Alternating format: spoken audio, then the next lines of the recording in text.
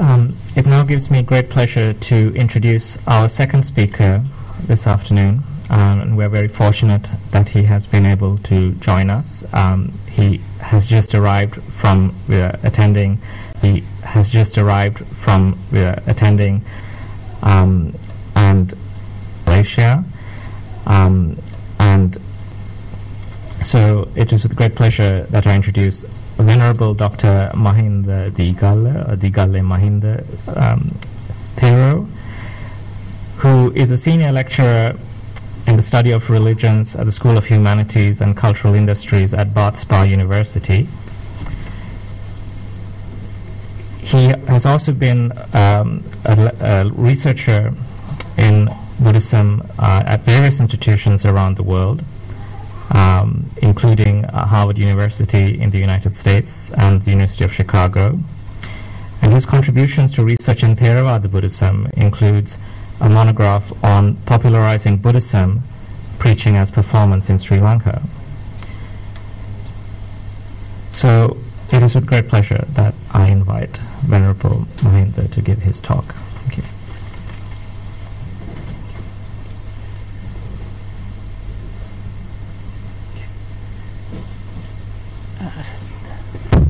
Dear Venerable Sirs, His Excellency the Mayor, the dignitaries, friends in Dhamma, and Venerable asked me to come here and give a talk, and so sorry I could not come early. I was in Sri Lanka and then in Bangkok and just came back. So anyway, I'm happy to come here. So I was thinking, because Venerable Samitha had given a topic about timeless teachings of the Buddha, and so along with, I would like to talk a little bit about why this day is important. And as I see, there are three things here. One, the idea of Vesak, and the second one is the notion of Sambuddha Jayanthi, and third one is the Buddha as an important person. So those three things I think I will like to discuss today. Now, I think Sri Lankan people who are here, Buddhists, most of the time know these differences. Probably people from here are not familiar. So I would like to mention that as academic, when I approach the issue about why Buddha is important and why we should commemorate him, why should we make him a great teacher, I think there are areas that we have to consider. And as if you look at what's happening today in the Buddhist world, especially in Sri Lanka, Thailand and so on, the month of May, especially full moon of May, is considered the most important event in the whole liturgical calendar. And from Theravada point of view, it's seen as the two important events happen. You know, the Buddha, which is called Shakyamuni or Siddhartha Gautama, he was born in present-day Nepal, and this seems to have happened on a full moon day. That means in the calendar is usually counted from April, the first month, and the second month is Vesak, which is in May. So, that's one of the from our perspective, why Vesak is important. His birth occurred, and then the traditional account says that his enlightenment also occurred in May, in the full moon. You know, the Buddha attained the reality of the world when he was 35. And then we also learn, according to tradition, that he died on the full moon day too. Now, if you look at this episode or this account, it's rather ironic that three important things in Buddha's life have happened on the full moon in May. I have no explanation, but it's interesting that why this month is taken, and I will allude to why it is important, because probably the first month, April, usually New Year in most of these societies like India, Sri Lanka and so on, this is where the harvest and so on, and then May is a little bit more easygoing and relaxing, and probably maybe that's why it's very important. And then the whole idea of Vesak is also, is not really Buddhist. And even Buddha's birth, even before his birth, it was celebratory. So there are accounts that there was celebration in Vesak. So really, the Vesak as a day special for us is not just Buddhist; it's a pre-Buddhist practice, and we adopted it. Now, if we look back from the situation in Sri Lanka today, you will see among all the Buddhist countries around the world, Sri Lanka is special. Because on the Vesak full moon, Sri Lanka has colorful decorations throughout, everywhere. And even yesterday I saw it at the airport, Colombo Airport, and all decorations are there. And if you travel to other countries like Thailand, Burma, Cambodia, and you will not see the same kind of decoration. And this is something that it raises question why it has become important. You know, my kind of looking at the issue historically, it looks to me it may be a recent invention. It may be the popularity as a ceremony may have happened within last 100 years. And there are reasons to say so, because if you think about this flag, this Buddhist flag, which we take as our symbol of our tradition, and that was designed in 1880. 1880 or 1883. The Buddhist flag was designed by an American gentleman called Colonel Olcott, who came to Sri Lanka and who saw that Buddhism was in a decadent status and Buddhism was persecuted by the British colonial rulers, and so he wanted to promote Buddhism, and then he thought that he wanted to give a little bit more Protestant elements to Buddhism, and he wanted to, because flag is very important in Western cultures, so he designed this Buddhist flag. And of course the ideas are there because Buddha's halo at the back usually have these colors, and so the ideas are there that Buddha has all these rays emanating from his hair and so on. So the ideas are there, but as a formulation it's new. Now my kind of I have no proof, but I've been thinking about it, and I think that the popularity of Vesak probably would have happened within last 100 years and 150 years, and the way it is done now. It doesn't mean we did not have it before. We have it, but definitely Sri Lanka has been a very important part of that legend, and Sri Lanka has picked it out and propagated it, and it has become an important part of Sri Lankan culture. So in the Sri Lankan Buddhist tradition, Vesak is the day that people do many things on oneself in terms of spirituality, but also for the community and nation and so on. So Vesak is very important for us. And if you think about, earlier I mentioned about the Buddha's birth, his enlightenment, and his death. And in our tradition, that is a tradition in Sri Lanka, Burma and Thailand, they happen only in month of May. But in other traditions like Chinese tradition, Japanese tradition, Korean tradition, the days are different. Some Buddha's birthday is different from his day of enlightenment, and his death day is different. So this also gives you some of the confusion for us to think about it. The topic is about universality and the teachings of the message, but there are a lot of areas that we have to work out that Buddhists do not believe everything in the same way. So even the question of when Buddha was born, when he attained enlightenment, when he passed away, we don't have agreement. And let alone think about the Buddhist even Buddha Jayanthi or Buddha Varsha, even within tradition, even within Theravada tradition, this is a dispute. 2,550 or something we celebrated recently. 2,550 or something we celebrated recently. This one in Thailand has a different chronology. This 1 year they are behind. So even within our own tradition there are disputes. So here what you try to say is that when we think about Buddha historically, when we think about events of Buddha's events, there are a lot for us to discuss. There are a lot for us to explore as research. But that's very interesting, and I want to share with it.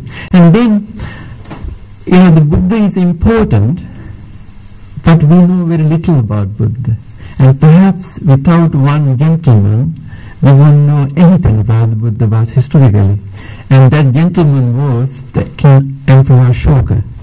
Emperor Ashoka, who lived in the 3rd century BC in India, is the most exemplary lay person who contributed to understanding Buddha. Until he took initiative, we didn't have any concrete evidence. Now we talked about Lumini, and recently Japanese researchers have unearthed through archaeological excavations, where the Buddha was there, was born. But even to detect that, the pillar that Ashoka put there on that occasion, when he was traveling to various places, he put a pillar. And Ashoka's pillar was the evidence to identify Buddha's birth. But if Ashoka did not identify it, we wouldn't know where the Buddha was. So these very interesting that people who came 200 years or 300 years after the Buddha, few individuals like Emperor Ashoka have clearly demarcated where the Buddha is. And now, in terms of the Buddha's date, we don't know. And in contemporary Buddhist scholarship, there is a dispute. Now, our tradition, that's Sri Lankan tradition, usually Theravada tradition, we usually say Buddha was born in the 6th century BC. And in the Japanese tradition, for example, or Chinese tradition, it goes to like 4th century. And so there's a huge book written about 10 years ago. Scholars who have worked about when the Buddha lived, and it's called Dating of the Buddha. It's a huge volume. And if you read that book, the conclusion is there are about 200 years of gap, like late 7th century, from late 7th century up until early 4th century BC, like 200-300 years, variation in terms of even dating the Buddha. So what I'm trying to say is that we know a lot about Buddha from the text, but we know very little in terms of history, or we know very little in terms of archaeology. And if we know very little, that little thing comes from people like Ashoka. Because Ashoka was very important, because this is also interesting, very powerful statement, because in Buddhism we believe that we do not exist forever, and we do not have permanent entities, and we are constantly changing, and that possibility, that not having a self, make us possible, enable us to attain enlightenment. And now this change can be seen in Ashoka's life. If you think about Ashoka, he is one of the worst criminals before he encountered Buddhism. And he killed his brothers, 99 brothers, and then he became the emperor. And then he was converted to Buddhism according to Sri Lankan tradition by a young monk, 7 years old, his elder brother's son, Nagrodha. And then from that time onward, he was sympathetic. Of course, there are disputes. People say, some of the Indian scholars who have worked on Ashoka say actually Ashoka is not a Buddhist. Ashoka is still a Hindu. There are disputes like that. But nevertheless, if you read Ashoka's inscriptions, there are clear indications. Like some occasions he says that when he was not practicing Buddhism, he did not make any progress. And he says that in inscription, he says that whenever he start learning reading Buddhist scriptures, he came to it enabled him to change his life, and he says that he made spiritual progress. So what I'm trying to say is that it's if people argue Ashoka was not a Buddhist, but his inscription and text gives ample evidence that he has been influenced by Buddhism. So here what I'm trying to say is that I'm going to argue that Emperor Ashoka is very important historically for us to know the Buddha. So without Ashoka, we wouldn't know much about the Buddha. So really, Ashoka is a very important figure. And I wanted to make another point, that how we know about Indian events, because Indians are known that they do not have history in the sense of empirical science, timeless period, and lack of records, and no concrete evidence, and so on. So now, first time, it is only with Buddhism, when Buddhism came into being, it was actually Sri Lanka. In Sri Lanka, when Buddhism came, Buddhism was new to Sri Lanka, so the Buddhist monks started writing about history. Actually, it is not history in the scientific sense, but it's more accurate to say church history, or we could say history of Buddhism. These are called chronicles, and in Sinhala called Vansakatha, Mahavansa, Deepavansa, and so on. Now, these were written in Sri Lanka around the 6th century AD, 600 years or 500 years after Jesus Christ. So these accounts are leading back the events in early India. So basically, in these chronicles, we get events which happened 1,000 years earlier. But what is fascinating is, because India did not have a proper sense of historical writing, these writings which were produced in Sri Lanka have been very influential, identifying Indian historical events. And now, these chronicles are the ones that help us to understand Buddha. Even the date that we say that Buddha was born in the 6th century come from the chronicles. Now, these chronicle ideas have been revised. Now, I wanted to draw up an important point, why Ashoka, and what is the Ashoka's relationship to these chronicles. And now, Alexander the Great, the Greek king, he went to India, he conquered, Turkey, Iran and that area, and went to India, and then he was defeated and he died. And so here we get Greek connection to India, and this is very important period in Buddhist history. And the Buddha image that we see, and a lot of paintings and so on have been influenced by Greek art. And now this the Greek connection is very important, because that gives us important evidence that we can know about Buddha. And so the connection that was established between Greece and India in Ashoka's period and afterwards, so we can know Ashoka's date from Greek evidence, Greek inscriptions and so on. So here what we're talking about is, what I'm trying to say is that, of course, we don't know about exact date of the Buddha. Nevertheless, there are plenty of evidence outside India, in western part of the world, like Greek and so on, which enable us to come up a date with Ashoka. And so scholars argue, earlier I say that what we can say is that Buddha was 7th century BC to 4th century, and because of these Greek evidence are used to, and the East Asian evidence are used to say that.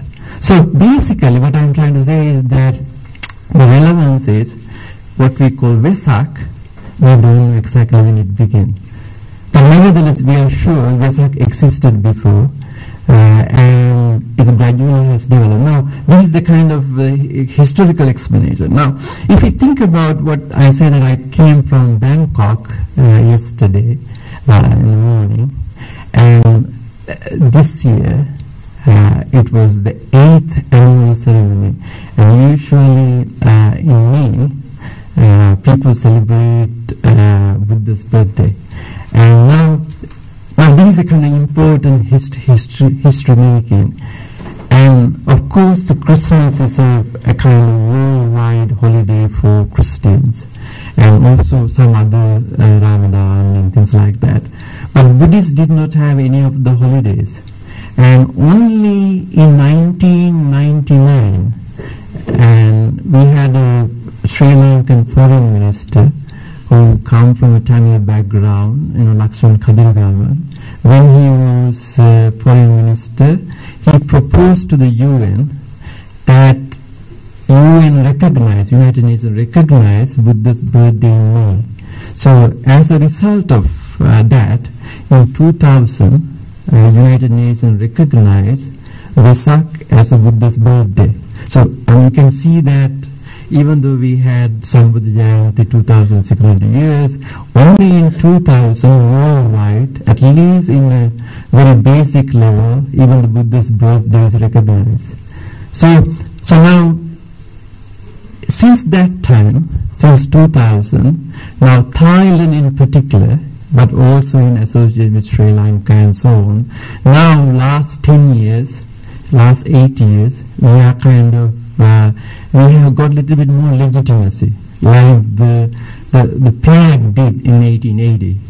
And we can proudly celebrate internationally Buddha's birthday as Vesak. And this is very interesting how the history is unfolding.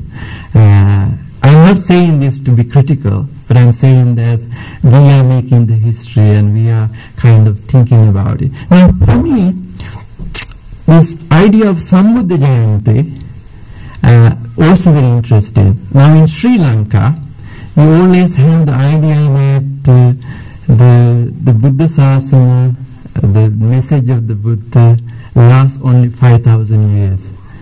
And from the Sri Lankan Theravada understanding is that after 2,500 years, the Buddhism goes down. Buddhism goes down. And now, like 1956 was the year that kind of benchmark that it reached to the peak, and so we had a lot of events happen in Sri Lanka. And one of the important event was that, of course, the Christians and the Muslims have Bible and Quran, and for Buddhists, we did not have one text. And we did not have even a complete text. Like, for example, if we think about, we talked about Buddha Vachana, we talked about Buddha's words, but until CD-ROM comes recently, we were not able to carry our text. The Pali canon, the Buddha's words are 30 volumes, and they were not available. And these texts were not available for single people to read. And so, as a result of this 2,500 years legacy in 1956, they started kind of Buddha Jayanthi Tripitaka. Kind of, for the first time, the Buddha's words were available in similar writing in 1956. So it's a very important event happened in 1956. Now, this event, Sambuddha Jayanthi, I think it came up this last year. The Sri Lankan government, I think under the directorship of Prime Minister, has been trying to organize it. And now this what refers to is that, like in the Western case, Jesus' birth is considered as the beginning of the calendar. But in the Buddhist case, usually the Buddhist calendar is counted Buddha's death. So this is kind of Buddha Varsha, the Buddhist era start from the Buddha's death. And now, actually, now how we count 2006 is 2600 is basically we add 45 years to the Buddhist era, and then you can start from the Buddha's enlightenment. So Sambuddha Jayanthi means basically we celebrate Buddha's enlightenment. So these are kind of interesting phenomena, and that's also kind of benchmark event. And I think a lot of things happen in Sri Lanka now. Sri Lankan, I saw the newspapers yesterday. And all the newspapers have a lot of advertisements and a lot of aspiration, and I think Sri Lanka in particular has been very vigorous and have got new life and working very hard to work this whole year. And I want to make one more point and then I will close up. So what I'm trying to say is that here we are kind of among the Buddhist countries, Sri Lanka is leading in some ways. Sri Lanka is a very small country, tiny country in terms of population in all aspects, but nevertheless, in terms of when it comes to Buddha and his teaching, we are making some significant contributions. Now, last point, Venerable Samitha, I'm very grateful for inviting and organizing this, and I think you want to talk about timelessness, teachings of the Buddha, and maybe probably it's better that I say it to people who are not familiar with it. But what is fascinating for me as a Buddhist, and why I think Buddhism is special, is because of one single factor. Of course, people think that Buddhism is, when we talked about people who read English and the Buddhism, what is Buddhism? It's about notion of suffering. And we say Buddhism is, what is it? It's about karma and so on. But actually, Buddhism is nothing about suffering or karma. Actually, Buddhism is all about impermanence. So the distinctive contribution of Buddha is actually he taught us impermanence. Everything is impermanent, and these the kind of the more key event of the Buddha's teaching, because he says that even for a second, nothing stays permanent.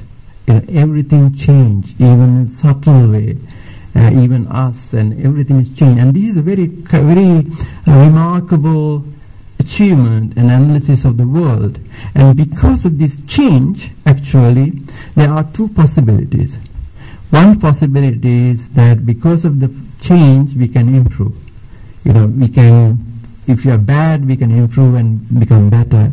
But also it gives you the possibility of even attaining enlightenment. Enlightenment is nothing but improving yourself in a better form. So the impermanent self is the one which enables you. And on the other side, it gives other side, if you don't work hard, if you don't improve yourself, and you go down. And that's also impermanence too. So this possibility, going forward or backward, going upward or downward, and making yourself fly high or fly low. This possibility is recognized in Buddhism, and in that respect, I think that's Buddha's distinctive contribution, and that's why most people think that Buddhism is very scientific. Buddhism has a contribution to make to the Western world, and Buddhism can challenge other views, and Buddhism is not dogmatism. Buddhism is not a creed. Buddhism is not a catalogue of things that you imitate. And it's something to be realized within you and integrated to your life, and it's a way of life. And actually, Buddhism provides a toolkit to look at things, analyze it, and so on. So here, one idea of impermanence characterizes the key principle that which make Buddha special. And I think that what makes him distinct from other teachers. And he says that you don't have to believe it. And what you have to do is you have to experience it. You can see it in your life, and you see your family crisis, and you come over it, and you improve it. Or if you don't respond to it, it goes down. And that kind of challenging, practical, down to direct and experiential dimension Buddha bring into light. And because of that, Buddha is special, and we can. So the Vesak and Sambuddha Jayanthi and all the celebration that we do makes sense, because somebody who is very seriously thought about life and have provided a way of looking at things without believing in it. You don't have to believe in it, you have to do it and see it, analyze it, and pass it through. So thank you very much for asking me to come. I don't know how you take it, but I think this is a very nice moment for us to be very vigorous and think hard, and maybe to implement Buddha's teaching of impermanence. And thank you very much.